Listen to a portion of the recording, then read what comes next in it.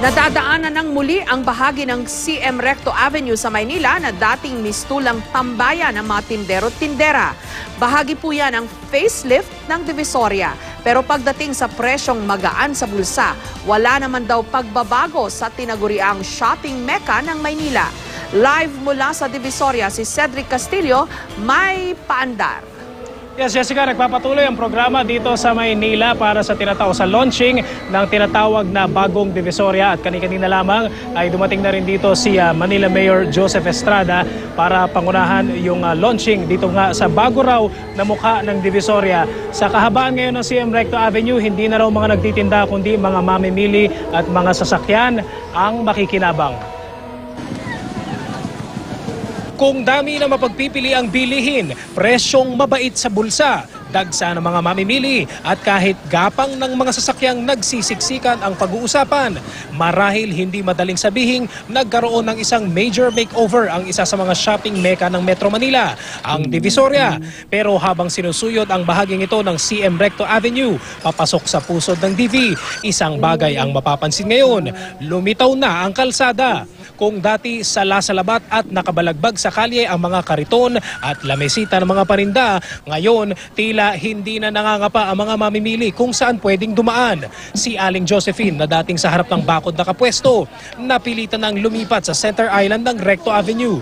Dito na lang kayo pwedeng pumwesto? Oo, kasi bawal na nga yung mga sniper eh. Yung mga nag-ano sa kalsada. Sniper kayo dati? Oo, dating sniper. Ngayon ano na po kayo? Sniper po! Pero nakikipwesto na kayo dito? Oo, nakikipesto na ako dito sa kaibigan ko.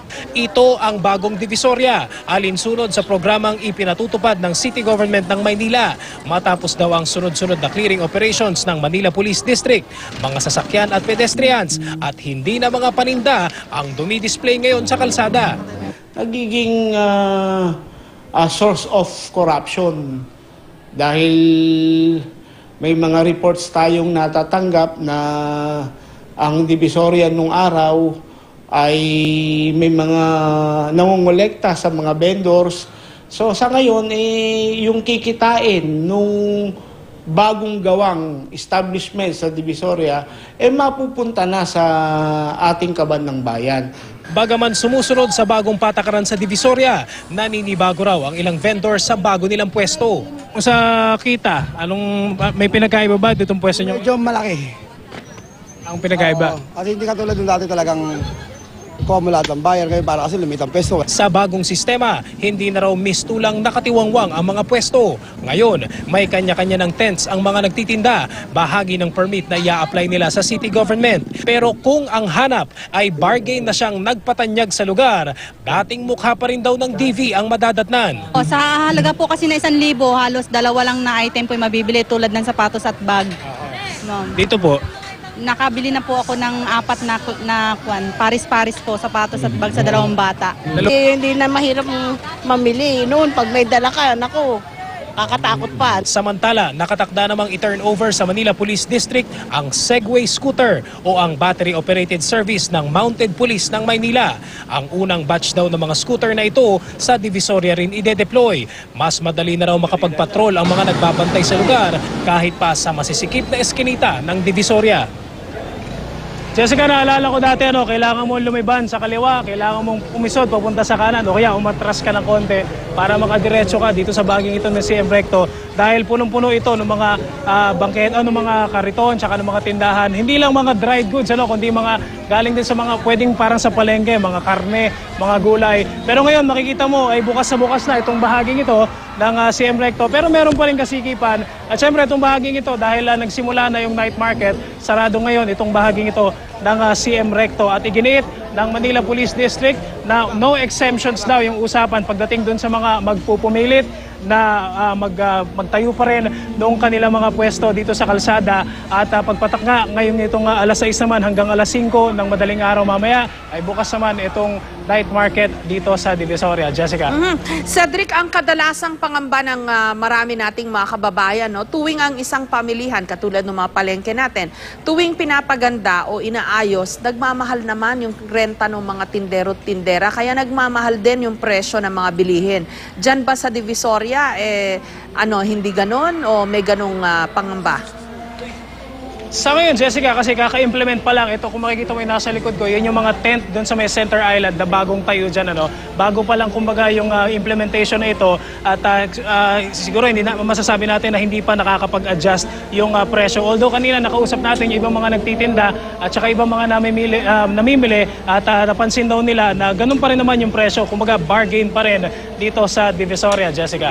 At astig nakasegue yung mga mamang pulis dyan sa Divisoria. Tama yan, Jessica. Alam mo, mula pa kaninang mga makatanghalian nung dumating tayo dito, marami na naka-deploy na mga miyembro ng Manila Police dito. At saka, in fact, may mga nakita tayo mga motor kanina dito na NCRPO naman. At hindi pa natitiyak ngayon ng MPD kung kailan na i-deploy. Pero yung pinakita nga natin kanina, yung mga Segway scooters, yung 10 dun sa unang batch na ipapadala, ay dito rin daw i-deploy sa Divisoria, Jessica. Tamang-tama yung pag-aayos ng Divisoria sa pasukan, no? Kaya lang, dyan din natin matitest talaga kung masusunod ba yung ginawa nilang facelift, kung talagang yung recto pwede nang daanan ng sasakyan at hindi ginawang malaking tiyangge.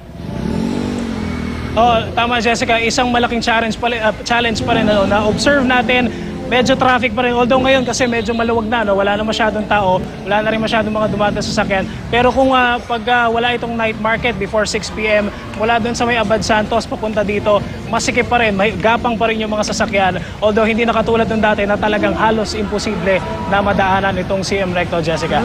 Pwede bang yung mga mandurukot isama nila dyan sa pagsasaayos ng Divisoria? Pwede bang i-round up nila para yung mga kababayan nating mamimili ng gamit pang eskwela ng kanilang mga anak sa darating na pasukan hindi mabiktima? Kakarampot na nga yung pambili nila, abay kung madukutan pa, kawawa naman.